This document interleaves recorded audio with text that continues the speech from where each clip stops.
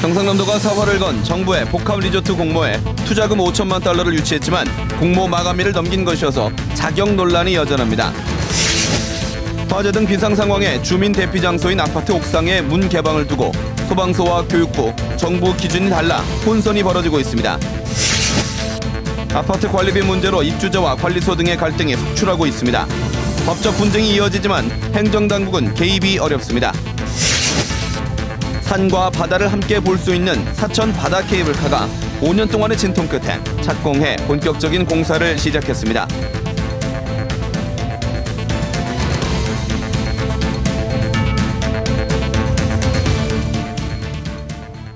안녕하십니까. 이어서 경남 소식입니다. 경상남도가 사활을 걸고 추진하고 있는 진해 복합리조트 정부 공모에 또다시 먹구름이 끼었습니다. 뒤늦게 외국인 투자금은 유치했지만 정부가 인정하지 못하겠다는 입장인데다 부영그룹이 주축이 된 특수목적법인의 신용등급이 자격 미달인 것으로 확인됐습니다. 보도에 김현수 기자입니다. 지난달 마감된 정부 복합리조트 사업 공모에 외국인 투자금 유치 확인서를 제출 못한 경상남도. 마감일을 20여일 훌쩍 넘기고 복합리조트 공모 자격 요건인 외국인 투자금 5천만 달러를 유치했습니다. BY월드에서 사전 납입이 5천만 불 완료되었다는 통보를 받았습니다. 그렇기 때문에 사전 납입 문제는 완료되었다고. 문제는 경상남도가 공모 마감일을 넘기고 제출한 자격 요건 서류를 정부가 인정하느냐입니다. 문화체육관광부는 경상남도가 제출한 추가 서류를 정부 심사위원회에 넘기지 않겠다는 입장을 재차 강조했습니다. 여기다 경상남도의 추가 결격 사유도 확인됐습니다. 경상남도와 부영그룹이 주축이 된 진해 복합리조트 특수목적법인 BY월드가 국제공인신용평가기관으로부터 투자 적격 평가를 받지 못했다는 점입니다. 경상남도는 복합리조트 정부심사위원회가 열리면 설명회 시간을 통해 결격 사유에 대해 적극적으로 해명하겠다는 입장입니다. KBS 뉴스 김현수입니다. 아파트 옥상은 화재 같은 비상 상황 시에 주민들 대피 장소인데요. 이 옥상 출입문은 잠가둬야 할까요? 열어둬야 할까요? 이에 대한 정부 지침마저 엇갈리고 있습니다. 차주화 기자의 보도입니다. 5명이 숨지고 100여 명이 다친 아파트 화재. 1층에서 불이 나 대피로가 막혔지만 옥상문이 열려 있어 그나마 피해를 줄일 수 있었습니다. 그렇다면 옥상문 개방은 잘 지켜지고 있을까? 1,600여 가구 규모인 경남의 한 고층 아파트. 옥상으로 통하는 문이 굳게 잠겨 있습니다.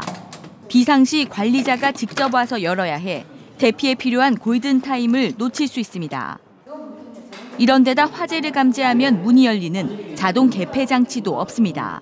방범 등의 이유로 옥상 출입문을 잠가두는 경우가 대부분이라 피난이 불가한 게 현 실태입니다. 체감하기에는 한 10에서 한 20% 정도. 정부의 지침이 엇갈리는 것이 원인입니다. 소방당국은 비상대피를 할 수 있게 아파트 옥상을 개방하라고 하지만 권고사항에 그치고 있고 소방시설법도 옥상 광장이나 헬기 착륙장이 있을 경우에만 옥상문을 열도록 규정돼 있습니다. 반면에 교육부와 경찰은 사고 방지를 위해 옥상문을 잠그도록 권고하고 있습니다. 소방법을 따라야 될지 아니면 경찰법을 따라야 될지 좀 애매한 그런 게 좀 있죠. 안전성에 봤을 때는 관리상 입장에서는 닫아놓는 게. 게다가 주택건설 기준 규정이 개정돼 내년부터 신축 아파트에는 옥상문 자동 개폐 장치를 설치해야 하지만 기존 아파트는 해당되지 않는 점도 옥상문 개폐 혼선을 더하게 만듭니다. KBS 뉴스 차주화입니다. 살기 좋은 아파트를 만들기 위해 협력해야 할 주민들끼리 혹은 관리사무소와의 갈등이 곳곳에서 일어나고 있습니다. 폭행이나 폭언으로 주민과 관리사무소 사이에 7건에 이르는 고소를 주고받은 아파트도 있습니다. 김준원 기자의 보도입니다. 800여 가구가 살고 있는 창원의 한 아파트입니다. 최근 이 아파트 주민들은 입주자 대표의 회장이 공금을 횡령했다며 경찰에 진정서를 제출했습니다. 또 도장 공사가 늦어져 업체로부터 배상금을 받아야 하는데 회장이 독단적으로 적은 금액에 합의했다는 의혹도 제기했습니다. 입주자 대표회에서 승인의 절차를 반드시 거쳐야 됨에도 불구하고 그런 과정을 거치지 않고 그 업체에 우리 아파트에서 문제를 제기할 수 없도록 되어버려요. 이 내용이 알려지면서 주민들은 입주자 대표회 회장을 해임했습니다. 하지만 회장은 진정서를 제출한 동대표들을 명예훼손 혐의로 고소했습니다. 그거 다 거짓이에요. 부기리전 변호사 사가지고 변호사도 맡기는 거고 그랬는데 그 협상안이 통과가 됐단 말입니다. 찬성 교수님 2명 반대. 창원의 또 다른 아파트에서는 동대표 선거 공고문을 붙일 때 누구에게 허락을 받아야 하는지를 놓고 다툼이 벌어졌습니다. 이때 입주민과 관리소장 사이에 폭언과 폭행이 벌어지면서 서로 7건에 이르는 고소를 주고받았습니다. 대표 회의에서 결정된 사항도 관리소장의 권한을 가지고 월권을 해가면서 폭행은 없었는데 폭행을 했다고 재고발을 해가지고 폭행으로 고소돼 있는 상태고 그걸로 인해가지고 그 상해 진단서도 나와 있는 그런 상태입니다. 전문가들은 아파트 내 갈등을 막기 위해서는 정확한 관리 규약 마련과 투명한 운영, 상호 존중이 필요하다고 지적합니다. KBS 뉴스 김준원입니다. 그동안 착공이 지연됐던 사천 바다 케이블카가 5년 만에 기공식을 열고 본격적인 공사를 시작했습니다. 국내 최초로 산과 바다를 아우르는 케이블카로 특화한다는 계획입니다. 보도에 최세진 기자입니다. 한려수도를 내려다보는 삼천포항. 각산과 초양도를 잇는 사천 바다 케이블카 사업이 드디어 공사에 들어갔습니다.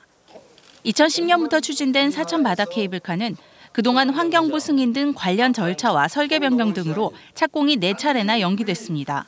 하지만 실시 설계가 마무리되고 풍동 실험을 거치면서 해를 넘기지 않고 공사에 들어갔습니다. 사천 바다 케이블카의 특징은 각산과 초양도를 이으면서 산과 바다를 동시에 볼 수 있다는 점입니다. 바다와 육상부를 이어지는 특수한 케이블카입니다. 우리나라에서 초유의 것입니다. 그래서 다른 케이블카와 특징이 다르죠. 대방 정류장에서 초양 정류장, 각산 정류장까지 2.43km 길이에 자동 순환 2선식 방식으로 1시간에 최대 1,200명의 인원을 수송할 수 있습니다. 케이블카 정류장에는 편의시설과 문화시설, 전망대 등을 설치해 볼거리를 강화할 계획입니다. 침체된 삼천포 시장 등 해양산업의 부흥을 할 수 있는 새로운 활력소를 제공해서 우리 시에 새로운 경제 활성화가 될 수 있도록 추진할 계획입니다. 사천 바다 케이블카는 2017년까지 공사를 마치고 2018년부터 상업 운전에 들어갈 계획입니다. KBS 뉴스 최세진입니다. 경기 불황 탓에 사회복지공동모금회의 연말 모금 실적이 부진합니다. 지난해 같은 기간에 비해 8억 원 이상이 줄었습니다. 오종우 기자의 보도입니다. KBS가 마련한 나눔은 행복입니다. 특별 생방송. 어려운 이웃을 돕기 위한 온정의 손길이 이어졌습니다. 어려울수록 이웃과 함께 나누어야 되겠다는 생각 때문에 오늘 참여하게 되었습니다. 하지만 올해 경남의 성금 모금은 크게 줄었습니다. 경남 사회복지 공동모금회 희망 2016 나눔 캠페인 모금액은 22억 9천여만 원. 지난해 같은 기간에 비해 8억 원 이상 적은 액수입니다. 모금 목표액 83억 6천만 원의 1%를 달성할 때마다 사랑의 온도탑이 1도씩 오르도록 했는데 아직 30도에 불과해 지난해 46.3도에 크게 못 미칩니다. 경남의 주력 산업들이 어려움에 빠지며 주로 기업들의 기부가 줄었습니다. 우리 경남은 특히 기계산업하고 조선업이 주종을 이루고 있습니다. 그게 아마 그 기업들이 참여하는데 굉장히 부진하지 않았나 하는 그런 생각이 들고요. 문제는 모금액 축소가 소외계층에 대한 지원 감소로 이어질 수 있다는 것. 기름값을 아끼려 전기장판에 의존하는 85살 구용순 할머니도 올 연말 기업 등에서 별다른 구호품을 받지 못했습니다. 그런 건 없어요. 이달이 이제 마지막일 거네. 어떨라고 몰라도 그런 거 받은 건 없어요. 경기 침체에 더 힘들어지는 이웃들. 이럴 때일수록 어려운 주변을 살피는 온정의 손길이 필요합니다. KBS 뉴스 오종우입니다. 다음은 희망 2016 나눔 캠페인에 성금을 보내주신 분들입니다. 함안군 한성산업 김홍희 대표께서 1,000만 원을 맡겨주셨습니다. 마산 신월초등학교 나눔 캠프와 사랑의 성금 모으기에서 180만 원을, 김해 금산초등학교 전교생과 학부모, 교직원이 43만 2,600원, 통영시 간호사회 여러분께서 30만 원을 기탁하셨습니다. 제7일 안식일 예수재림교 마산중앙교회에서 30만 원, 합천군 대양면 남녀의용소방대 대원 여러분이 20만 원, 합천군 대양면 덕정마을 주민 여러분이 20만 원, 카포스 김창섭 마산지 회장과 회원 여러분께서 20만 원을 보내주셨습니다. 성금을 보내주신 분들께 감사드립니다.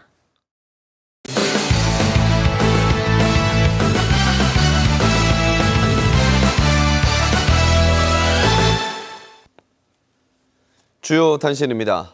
정부가 전국의 경제특구에 대해 지정해제와 통폐합을 추진하고 있는 가운데 부산 경남 경제자유구역청도 대상에 거론되고 있습니다. 기획재정부와 미래창조과학부 등 정부 5개 기관이 공동 연구 용역을 발주해 빠르면 내년부터 특구 해제와 통폐합 대상이 발표될 것으로 알려졌습니다. 지난 2003년에 출범한 부진경제자유구역청은 외국 기업 입주율이 3.4%로 전국 최저 수준인데다 해당 구역의 35.4%가 이미 자유구역에서 해제된 상태입니다. 창원시가 한국민주주의의 전당을 창원과 광주, 서울에 공동 건립해야 한다는 건의서를 청와대 등에 전달했습니다. 창원시는 창원이 3.15 이거와 부마 항쟁 등 민주주의 역사의 중심지이고 국립 3.15 민주묘지와 김주열 열사 시신 인양지 등을 보유했다며 공동 건립을 주장했습니다. 정부와 민주화운동 기념사업회는 최근 경기도에 한국민주주의 전당을 단독으로 건립하려다 무산됐습니다. 경남 여성단체연합 등 12개 시민단체는 오늘 창원대에서 기자회견을 열고 유학생 성추행 혐의를 받는 창원대 교수의 파면을 촉구했습니다. 시민단체들은 여학생 성추행과 시간 강사 강사비 상납 등의 혐의를 받는 해당 교수를 즉시 파면하라고 요구했습니다. 이에 대해 대학 관계자는 해당 교수는 이미 인사위원회에서 해임 결정이나 번복할 계획은 없다고 밝혔습니다. 내년 총선 출마를 선언한 최구식 전 경상남도 서부부지사의 새누리당 복당이 보류됐습니다. 새누리당은 어제 최고위원회를 열고 탈당 인사들에 대한 복당 여부를 논의한 끝에 복당 신청을 한 최구식 전 부지사에 대해서는 총선 이후에 재검토하는 것으로 결정했습니다. 최구식 전 부지사는 지난 2012년 디도스 사건으로 도의적 책임을 지고 탈당했습니다. 마산 자유무역 지역을 도시형 첨단 산업으로 발전시켜야 한다는 주장이 나왔습니다. 오늘 창원에서 산업연구원 주최로 열린 토론회에서 홍진기 산업연구원 연구위원은 마산 자유무역 지역의 재도약을 위해서는 첨단 산업 지역으로 바꿔야 한다고 말했습니다. 홍 의원은 이를 위해 전자산업과 기계산업을 결합한 첨단 센서, 또 스마트 웨어러블 분야를 중점 육성해야 한다고 주장했습니다. 지난 7월 통근버스가 추락해 승객 2명이 숨진 대우조선해양에서 또다시 통근버스에 입색 승객을 태워 운행하다 적발됐습니다. 경남 소식이었습니다.